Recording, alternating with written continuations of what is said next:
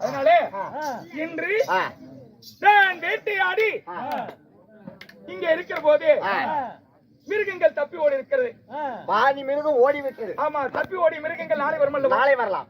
அதனாலே இங்கேயே இருந்து மக்களை காப்பாற்றுவதற்காக வெள்ளாமை அளிக்கின்ற வெள்ளாமையை தின்றளிக்கின்ற மிருகங்களை கொண்டு அளிக்க வேண்டும். அதனால தங்கள் வேட்டையாடணும். தங்கள் வேட்டை. அதனால வெயிலுக்கேற்ற வெள்ளை கூடார், வானலுக்கேற்ற கருப்பு கூடார், பனிக்கேற்று பச்சை கூடார் அதை அடித்து ஓய்வெடுக்கிறேன். யாராவது வந்தால் எனக்கு அறிக்கை செய்வாயாக.